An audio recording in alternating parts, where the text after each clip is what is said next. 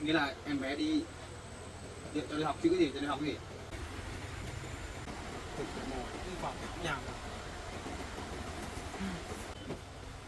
Cô làm việc của anh có xa không, còn làm bảo vệ không? Bây giờ mà đi tìm việc để cho cậu làm ý thì có thời gian. Như hiện tại bây giờ như cậu là đi xin việc là rất là khó.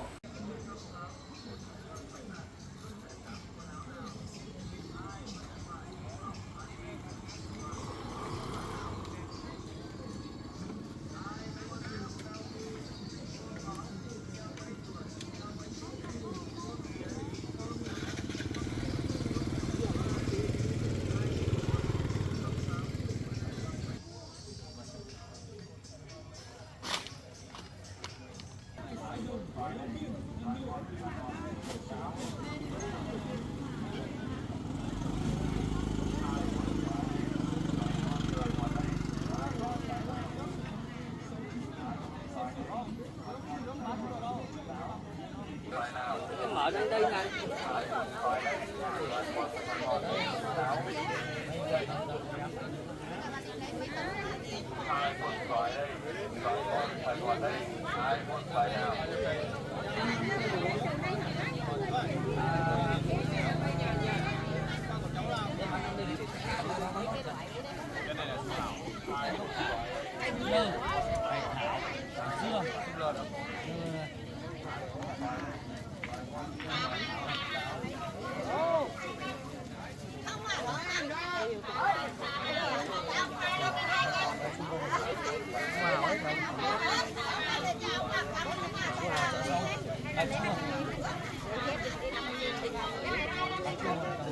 Em dòng bông hoa.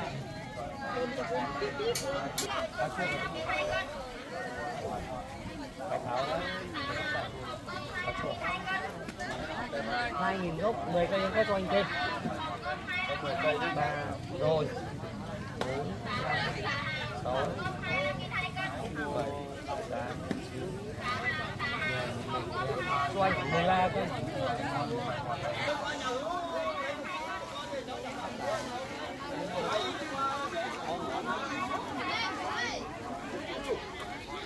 Nhiều quá chẳng hết.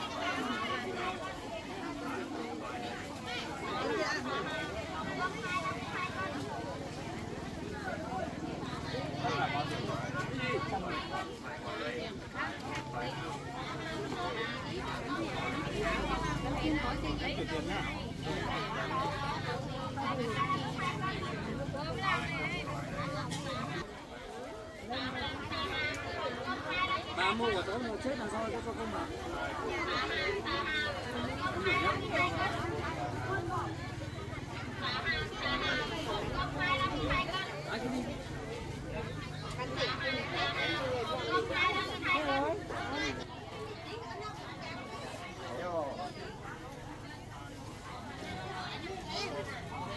Đọc.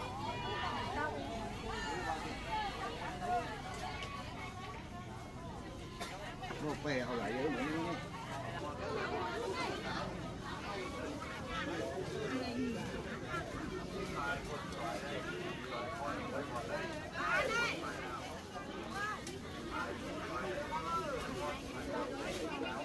Em gửi nhé. Nào ấy.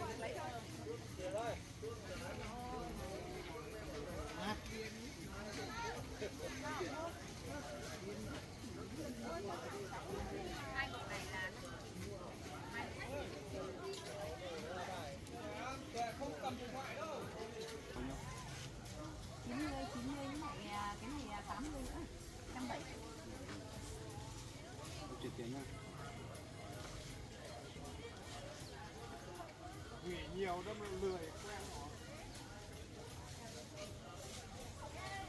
Em nghỉ cả tháng chơi mà làm gì đâu, đi được 2 buổi chợ một tuần.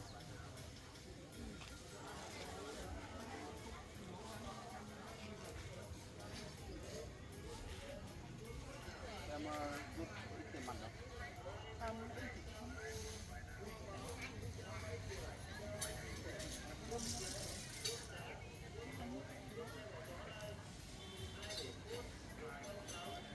Mà ít ít có chứ nhiều quá thì không có đâu.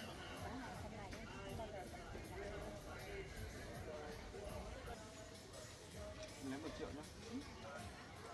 Đi chợ mua hàng dễ.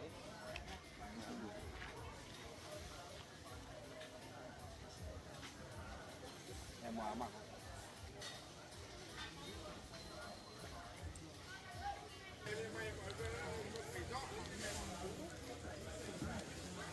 cái này có mấy màu này không anh? Ta chị ơi, có mỗi màu này đâu. Cái loại này không nguyên.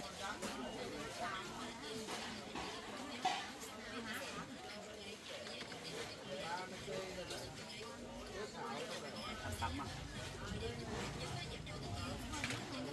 Mua về để bây giờ cũng không lạnh nhỉ, mua về để cho bà với em bé tắm cả mình nữa nhỉ.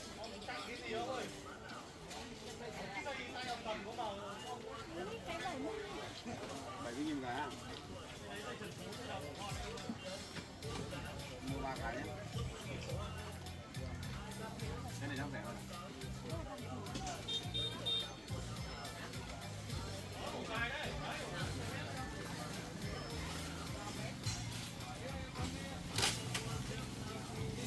Bên kia gian hàng của chị ạ? Chị bán cho em cái bóng, một cái bóng này con. Anh mua một cái bóng này. Lâu về anh với con mua. Bao tiền? Còn dư tiền không?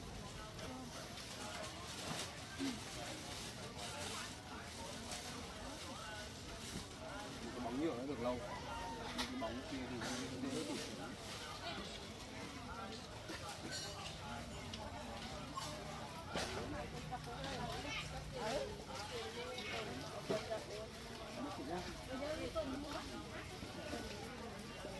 Nào nước giá một xoài đây, xoài ngọt, xoài ngọt, táo, hai bể phốt, một đông cống, một tẩy lồng máy giặt, nước tẩy trắng quần áo nào. Xoài đây, xoài ngon, xoài ngọt đây, ai mua xoài nào? Bán nào? Ai mua xoài đây, xoài ngon, xoài ngọt, táo. Đi chợ chỉ mua ít rau về, chủ yếu là mua rau về trồng thôi. Mua ít đồ ăn về nữa, tí nữa mình nấu ăn này.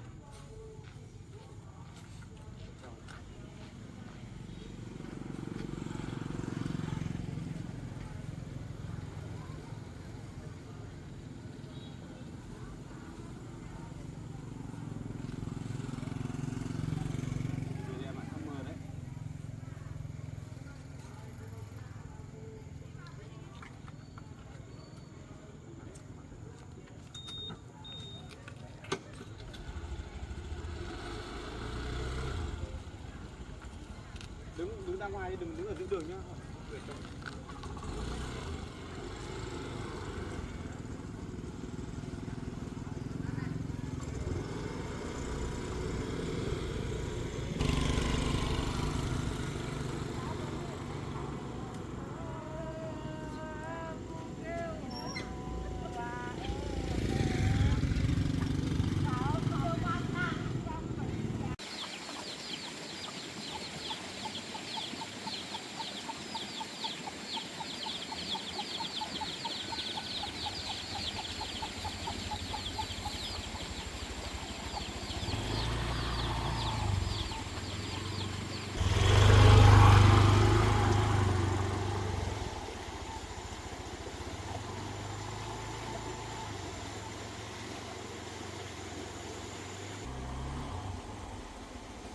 Mở cổng.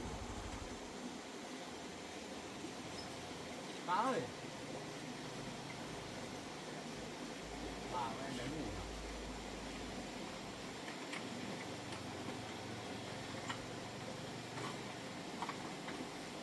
không có ai ấy.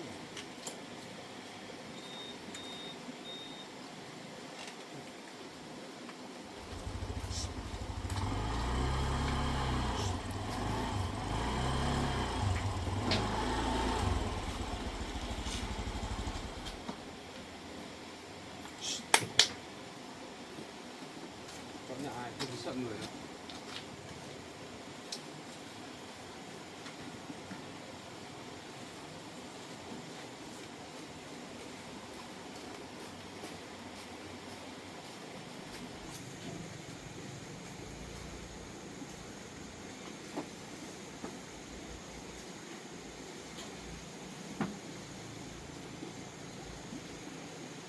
Hai bà cháu ngủ thật.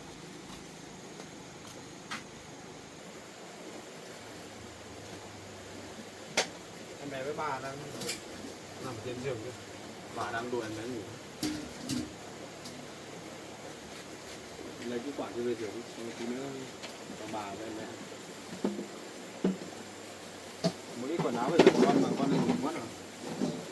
Cho con gái mặc xem nào. Này em ơi, cái quả này mang đi rửa xong để đấy nhá. Xong là bây giờ bà với em bé đang ngủ này thì tranh thủ em với anh đi trồng rau đi. Trồng rau về cho tí nữa hai bà cháu dậy thì mình. Đây đây cả dưa chuột này này. Cái này để tí nữa mình lấy về làm cơm trưa.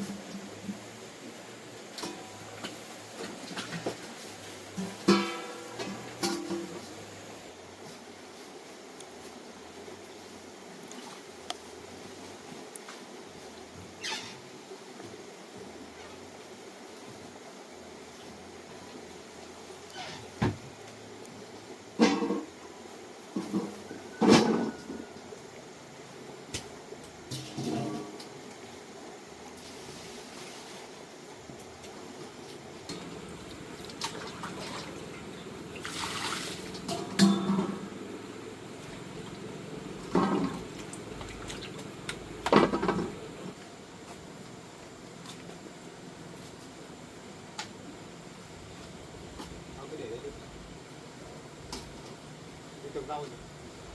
Rau về đã. Rồi chưa muộn. Cái cuốc thôi nhỉ? Cầm rau đi nhé. Ra vườn cái trồng rau.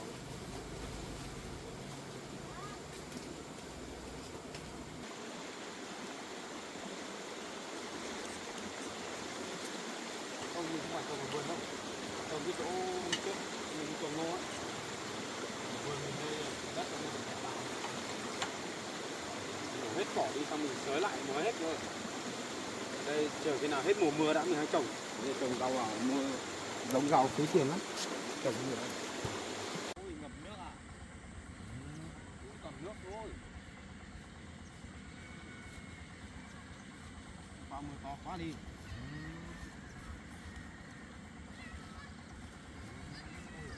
Chỗ này bị trũng rồi.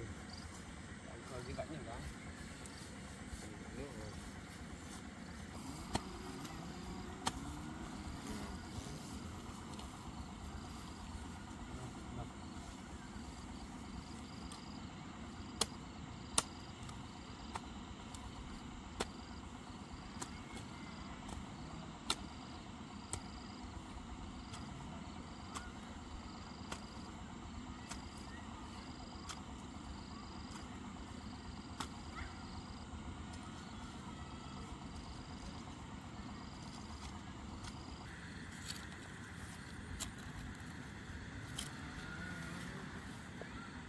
Cái nước gì? Còn bên này được nha. Đào lũ bên đấy. Được gì đâu.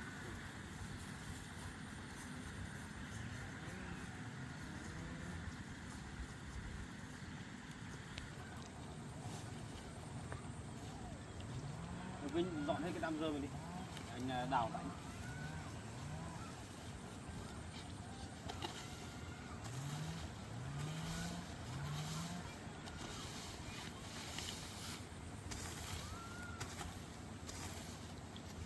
Trời thời tiết mấy hôm nay mưa nhiều quá, ẩm quá đi.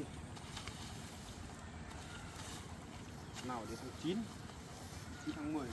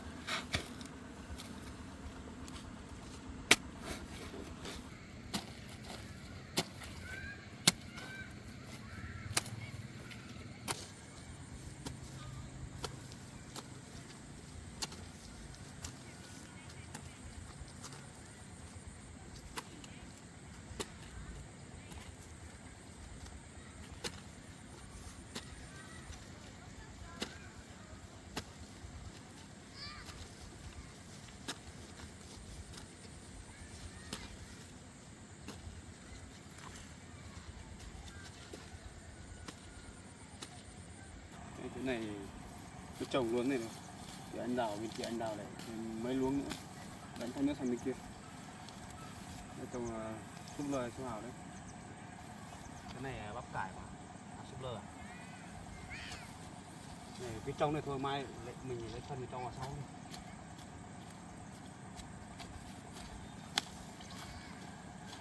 Mấy nữa nó nắng lên là nó đất nó khô mà mình phải múc nước để tưới đấy. Bây giờ mưa nó mới chết thôi.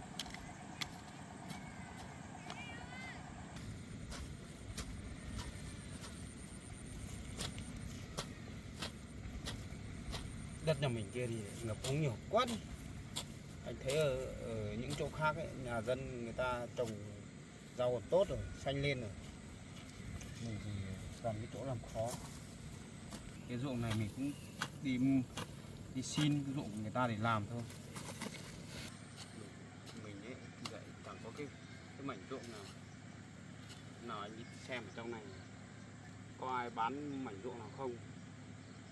Cái đất ruộng nó phải cao cơ. Mình làm vườn làm gì cũng dễ, không thấy ai nói bán.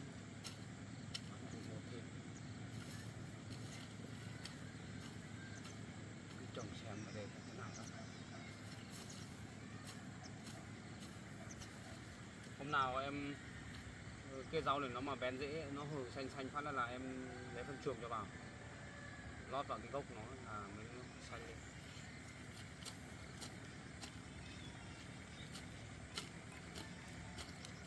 Mình mua bao nhiêu cây nhỉ? 50 à?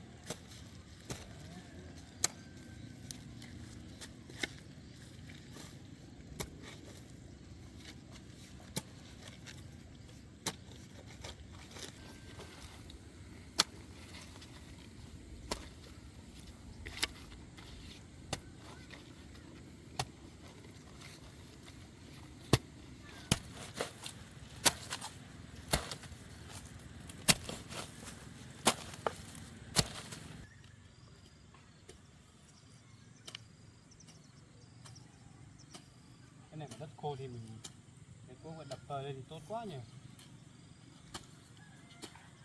Sao? Trồng vào trong này đi.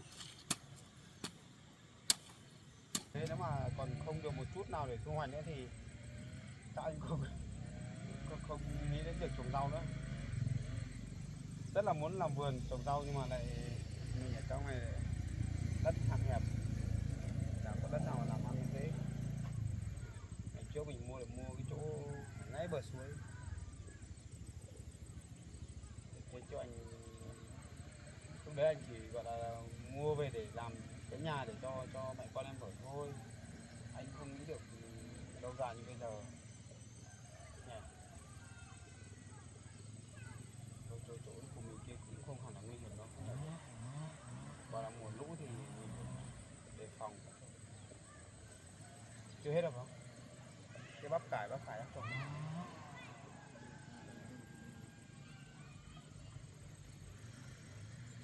Còn nhiều. Để trồng ở đây.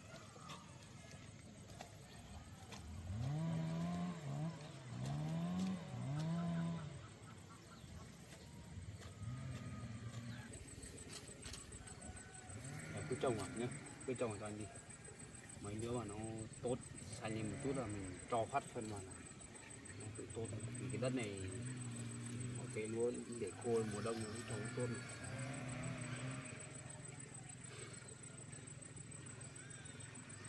Cái này đến bắp cải đâu, bắp cải mình đi.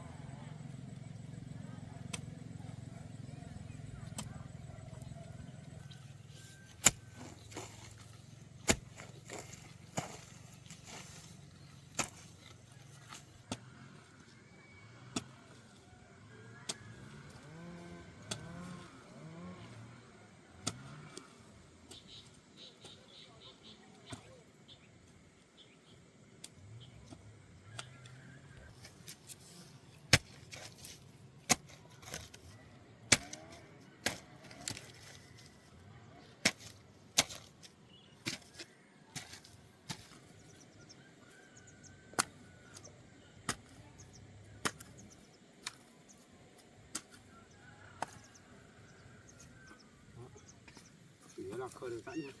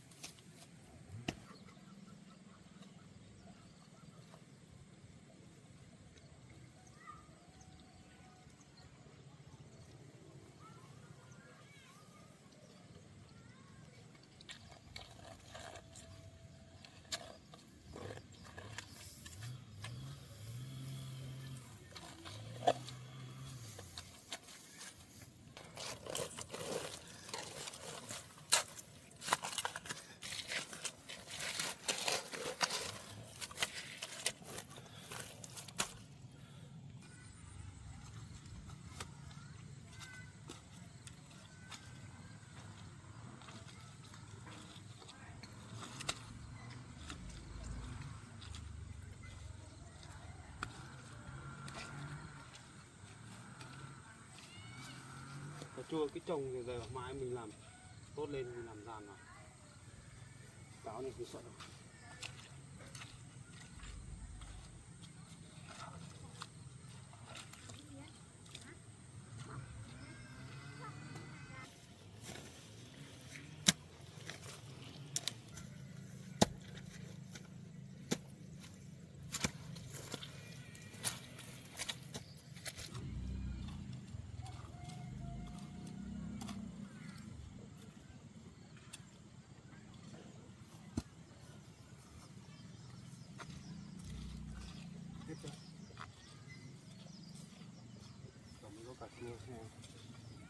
bóc cạnh nhé. Tôi ướt quá, hôm nào trời khô đã mình lại phải đánh luôn tiếp. Mai cái này còn chịu ướt nhiều ấy.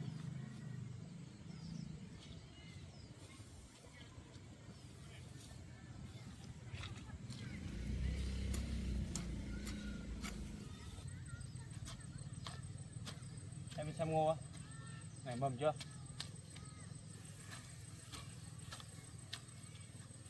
Nảy mầm chưa? Chưa. Để chắc phải 3 hôm đi.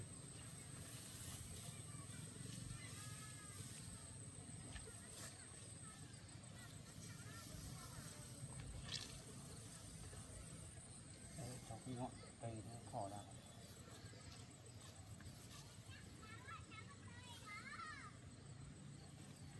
Để em lấy bắp cải về trồng đi.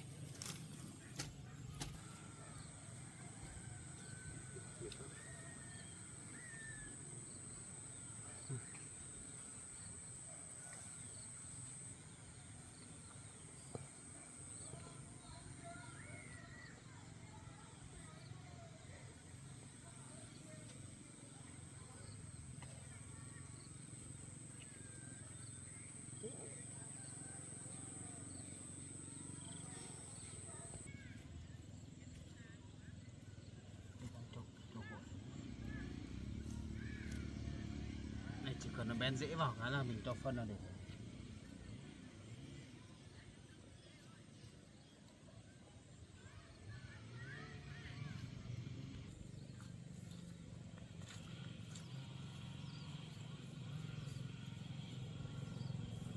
Hết giống à? Cái này cũng hố thừa rồi.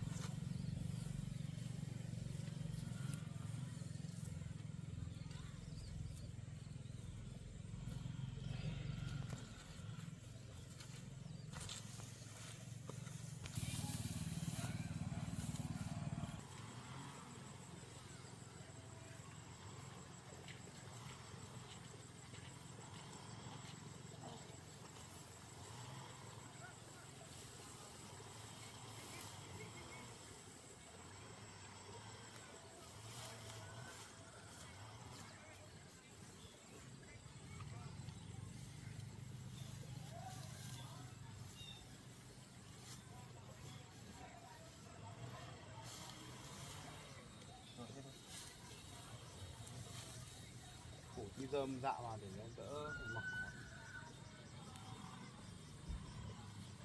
Rồi nhà tôi về đi. Có gì mai mình xem nếu mà đất khô thì mình bốc kia được mình thích. Đi đi. Rửa chân tay xong rồi về nhà xong rồi nấu cơm nước. Rồi để với bạn vậy đấy.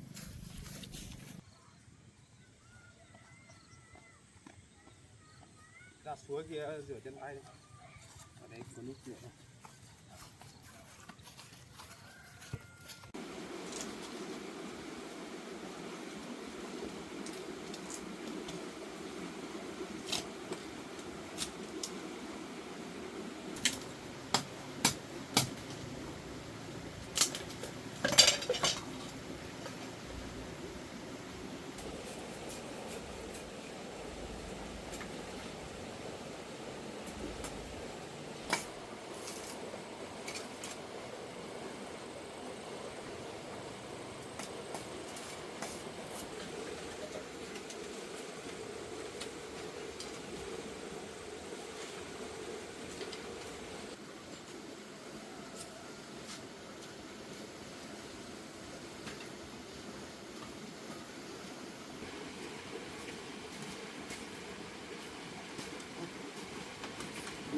Em bé vẫn chưa dậy à bà? Chưa. Sao bà không ở trên nhà nghỉ ngơi đi để cháu về cháu không làm? Ghé nữa bà đi xem rửa nó được. Đây bà ngồi bàn đi, cháu vừa vẫn bận đi nãy đi chợ về mua được ít hoa quả này. Ê ba ơi. Ê, ba để tay ra đây ngồi phải nhá.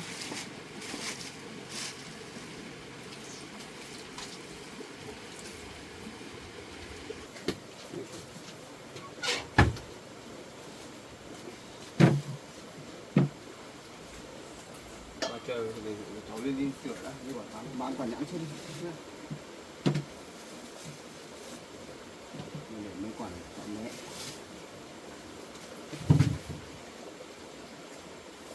Ông với Mận vừa đi trồng rau về bà. Vâng, Vừa đi trồng rau mỗi bác cả chú Hào về trồng ở bên chỗ bên kia.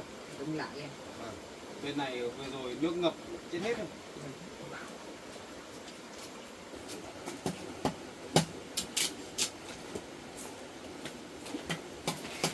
Nhãn này ngọt à mà. Anh còn nhắn cháu ạ. Bán cháu gọt quả cho bán. Này thì chợ đông quá mà.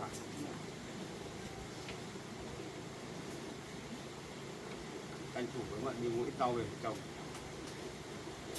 Ở chỗ vườn nhà mình bây giờ trồng khó lắm, đất thì nó ẩm, ướt nữa, xong là thi thoảng lại có một trận lũ về ngập hết rau.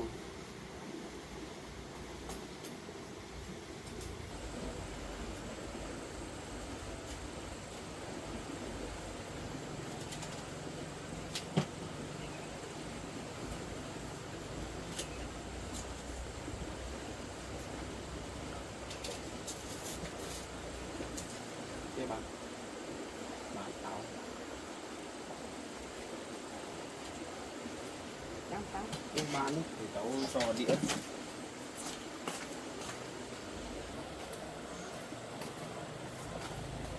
gọt vỏ ở đây tí nữa nếu mà dậy thì nó không ăn.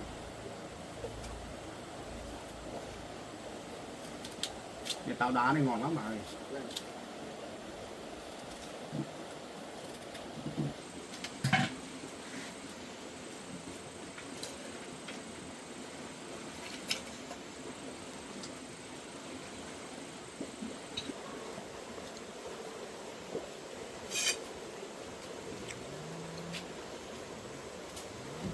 Em bé nhà ăn cơm cháo gì chưa bà? Chị ăn cháu nuôi gì đấy nữa. Dạo này mới ngoan phết nhỉ? Chị ăn với ngủ. Cháu vừa mua cho cái quả cái bóng này. Nghe dậy. Mấy bộ quần áo nữa. Rau này nóng không phải như thế.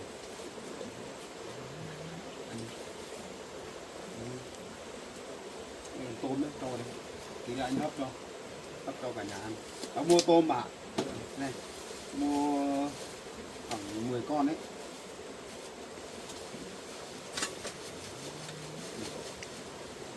Tao ngon lắm. Ăn thì cho đẹp ra. Đây bà nhá. Đây, quả nhãn đây. Ăn xong bỏ bà cái để cho mày. Em ngồi nghỉ để anh làm cho. Ngồi đây. Ngồi đây ăn quả này. Đấy. Đây ngồi ăn quả đi, gọt quả cho bà ăn để anh làm rồi. Rồi, tí nữa anh nóng được không? Em cứ ngồi nghỉ. Đi làm mệt rồi. Đánh làm cho.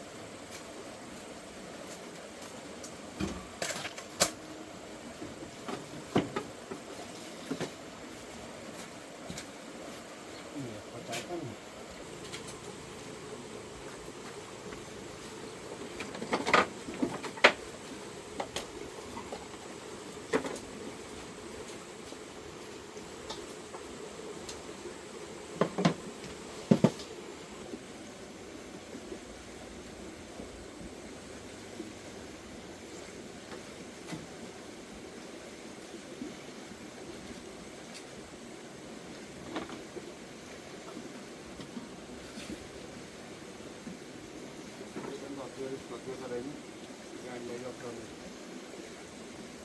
bán quả đi bán ít nữa.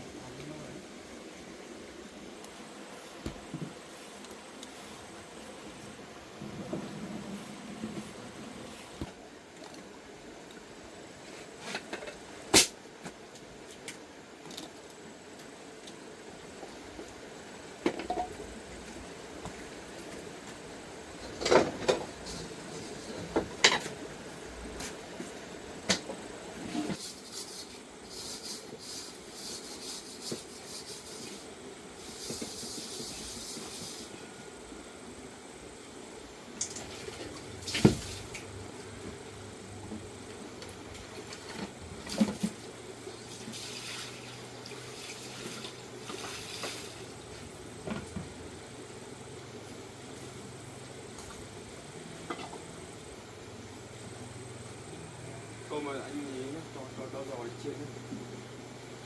Hấp bây giờ lâu lắm. Chiên.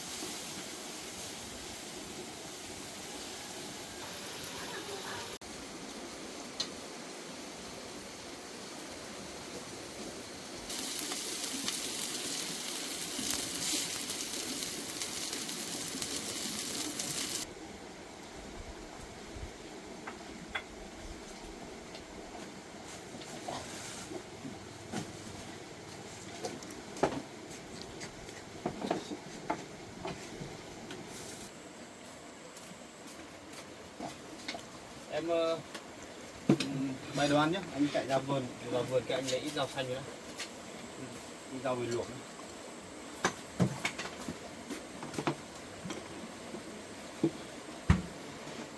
Rau luộc, rau muống phải trong vườn nhiều. Đúng người ăn nhé.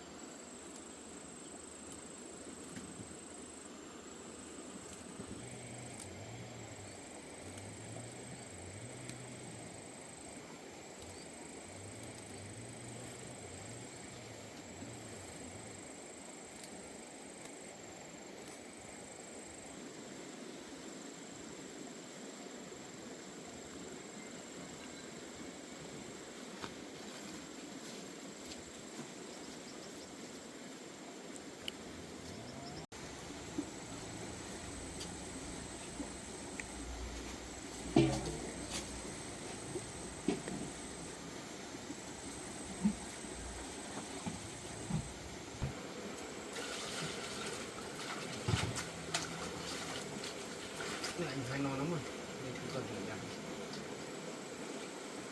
Rau cũng già rồi mà, sao ra hóa hết rồi. cải tạo lại đất thì trồng rau vụ đông màu đấy nhá.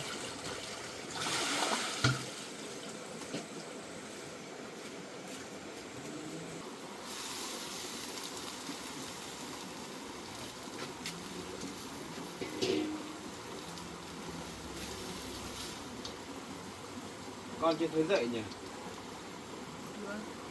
Dậy đi cùng nhau ăn cơm không? Bà phải đói.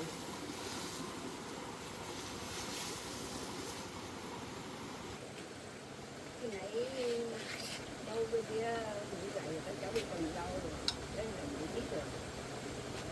Cái lúc 20 thằng cháu đi làm đi trồng rau đấy á, em bé dậy một lần à? Cháu ăn rồi, cháu để nghỉ. À, thế là dậy là bà cho ăn xong bé lại ngủ cái gì? Thế thì thế cháu luộc cái rau muống cái chín xong là cả nhà mình ăn cơm trước nhỉ?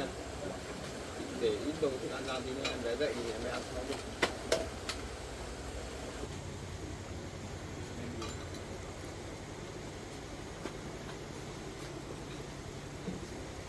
Chí to đây.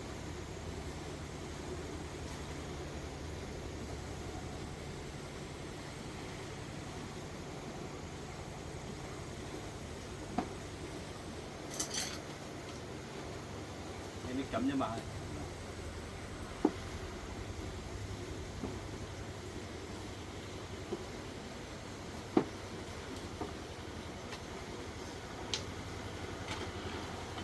Được chưa? Bà ăn trước đi.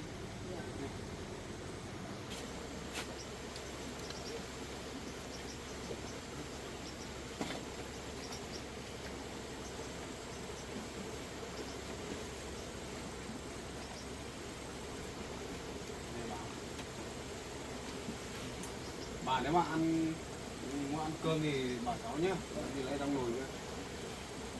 Đây bà. Ăn đi. Thôi cho em. Lấy ra được rồi, lấy ra đi.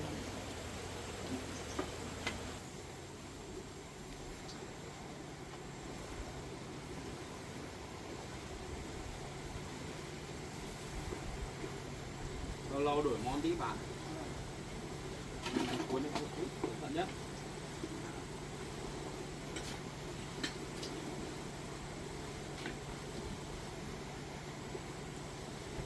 Lấy nồi ra đi xong là ăn nha. Bà ăn đi. Em để phần cho em bé chưa?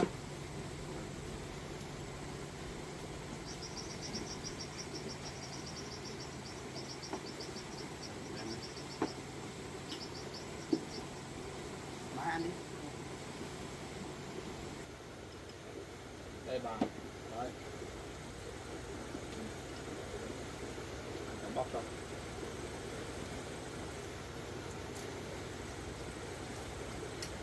Em mình lấy cái đĩa về để cái vỏ.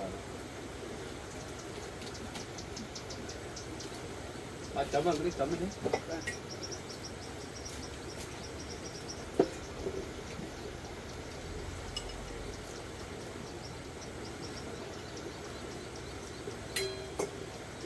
Đây bà.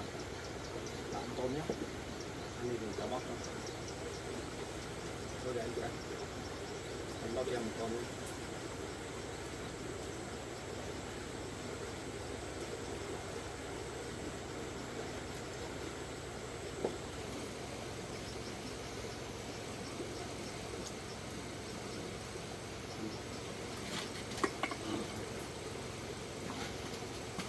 Cái giấy ăn nó hết rồi.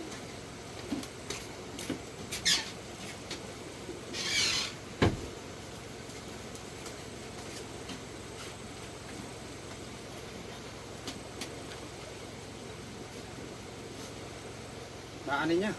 Ăn tôm đi, bảo cháu cho bóc cho. Cảm ơn bà nhé. Ăn nhé.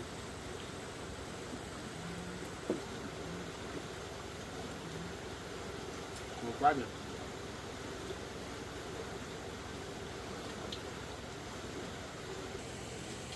Nó muốn rửa ngon nhỉ. Bà ăn rau xanh nhỉ? Vâng. Bà ăn đi.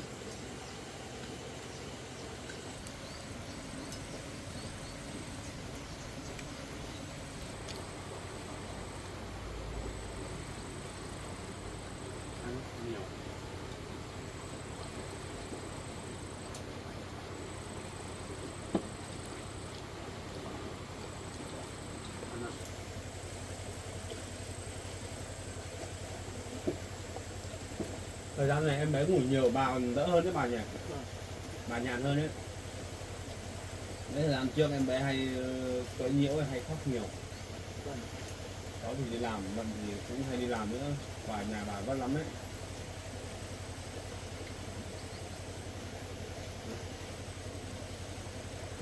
Anh đi ạ.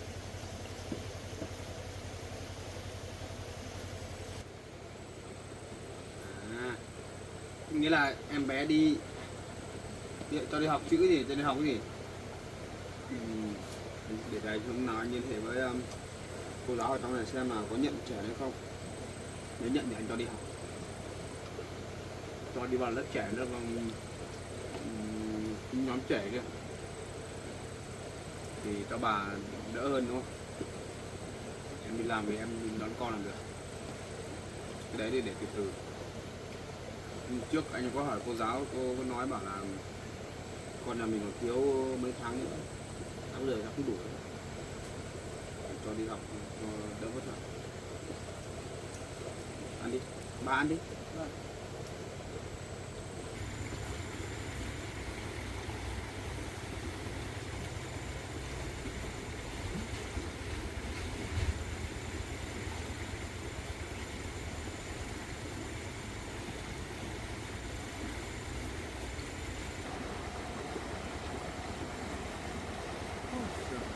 Ở nhà thôi, cần phải mò đi vào thẳng nhà này.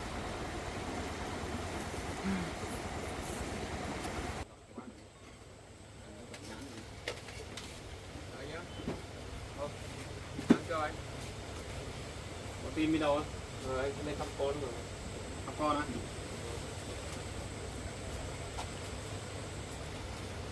Cậu ăn gì chưa? Em ăn rồi.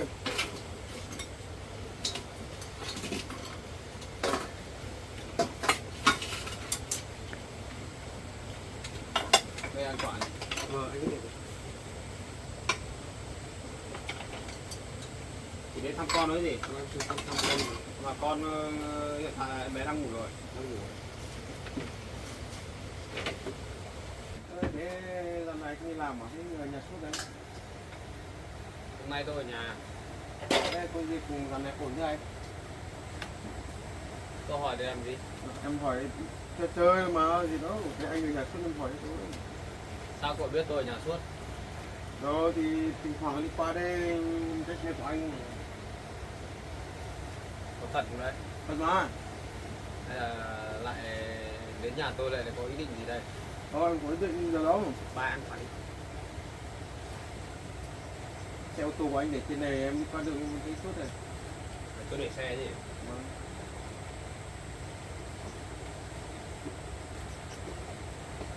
Thế chỗ làm việc của anh có xa không, còn người làm bảo vệ không? Tôi hỏi để làm gì định Anh xin việc mà. tìm việc à? Vâng. Chỗ làm của tôi thì có bảo vệ rồi. Có à? Giờ không có, giờ có biết chân nào không giới thiệu em với. Thế thì cậu chưa có việc gì để làm à? Chưa, bữa vào đi làm mà có đi được đâu, có cái sổ đen đi người ta nhận. Đi hỏi xem trong làng, trong khu vực này lân cận đây xem chỗ nào có việc làm thì làm đi. Em đi hỏi rồi, phụ xe phụ việc em đi hỏi, Không có ai nhận đâu. Không có việc làm ra đây than vãn với tôi rồi. đâu em tham vấn đâu, em không biết chơi mà, được em hỏi xem chỗ anh để cho anh làm việc xem có cần bảo vệ không. Ở đây không có đâu, đủ người rồi.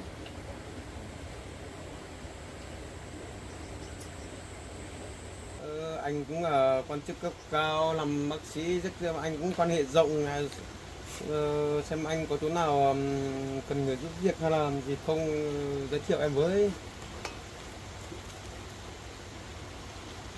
Với lại anh cũng liên hệ rộng ấy thì anh tìm việc làm kia chắc dễ hơn. Với lại em cũng danh sách đen thì tìm việc làm cũng không ai nhận đâu.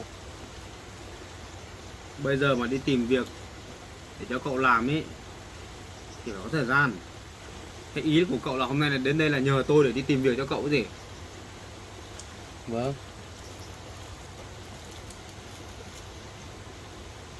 Giờ em đi xin hết các chỗ rồi, thợ xây, phụ xây rồi là đủ tiền loại rồi, em xin chả ai nhận đâu. Cái này phải từ từ đã để tôi suy nghĩ đã. Nên là bảo ý thấy anh bảo cũng đi làm xa quan hệ rộng, cũng đây hỏi anh xem có đâu tìm được công việc gì không, em đi làm nhìn nếu mà như anh xin chắc cũng có thể được.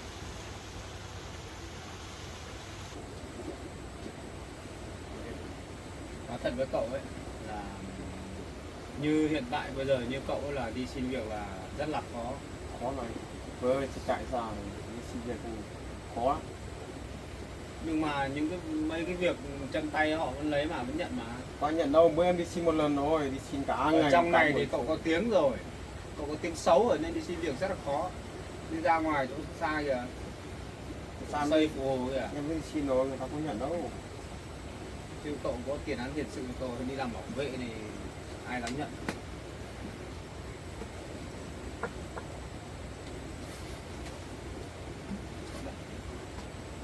Cậu có thử ra ngoài chỗ xa kia mà hỏi xem nhá. Vâng. Đi tìm mấy cái khu vực xa chỗ này một tí, cái chỗ nào mà cậu họ người ta không hay biết cậu ấy, thì đi xin làm mấy cái việc chân tay đấy chắc kéo còn được. Thế thì mang lại cái chỗ xa Nếu xa. mà tìm không được rồi ấy, thì mấy nữa thì để tôi xem có chỗ nào có việc phù hợp cho cậu làm không, để tôi giới thiệu cho. Vâng, vâng. Ăn quả đi. Rồi rồi, cái tiền đấy. Thế lạ đấy. Tự nhiên lại nay về tìm tôi để nhờ tôi đi tìm việc, tôi thấy hơi lạ đấy. Mà đâu có xin việc làm cái quá trong này của anh của em xem việc không. Thế từ mấy hôm trước đến giờ, từ thời gian trước thì cậu không đi làm việc này, cậu lấy gì mà ăn mà không? Nó lanh quanh thế mà không biết thôi. Anh cứ khi nào em cho em biết. Cái gì? Xem hỏi em có tiền không, em ít mình trẻ quá nên là đi làm. Cậu phải hỏi tiền tôi hả? Em có tiền là không. À, có ý gì à? Tự nhiên nay về hỏi tiền của tôi, Không có gì đâu và mình chắc là có vấn đề gì phải không? Không có vấn đề gì đâu. Người cứ cười tủm tỉm thế kia thì chẳng có việc có vấn đề gì. Cô em hỏi thế thôi chứ sau này em không tiền tiêu quá, anh cũng vừa đăng ký xong chắc có tí tiền hỏi anh xem có em mượn ít. Cậu làm thế không xấu hổ à? Bây giờ còn xấu hổ cái gì nữa anh? Lặng thế kia thì đi kiếm tiền đi. Bây giờ còn xấu cái gì nữa? Hỏi xin mượn của người khác này làm thế không được đâu. Sao đâu mà.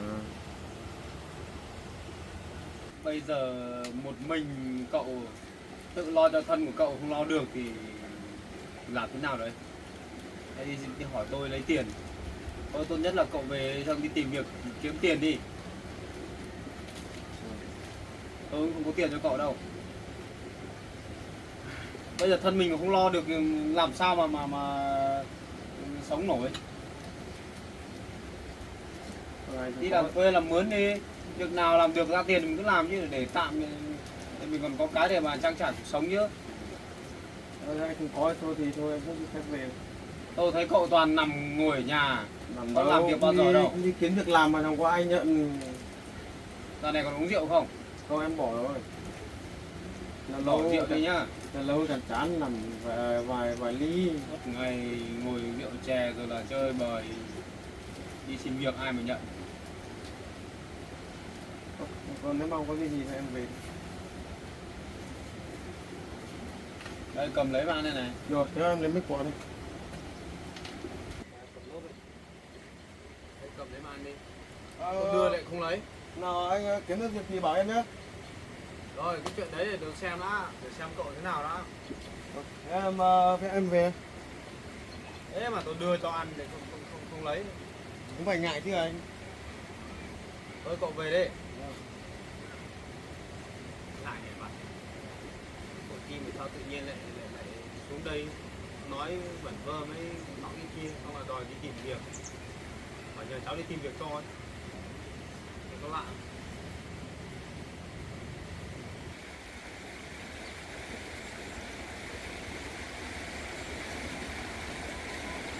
Ôi, phải làm việc quá, hỏi tí xem.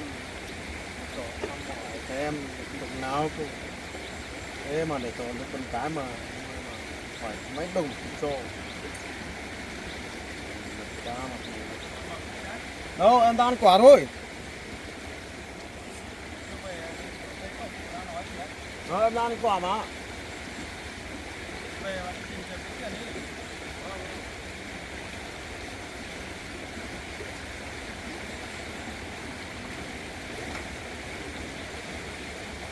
Rau này tốt thì anh nhỉ, cho Thành đi ăn nữa. Rau này anh tốt đi. Thôi, cậu để đấy để thôi mấy đứa gọi tô đấy bán. Về đi. Hay thật.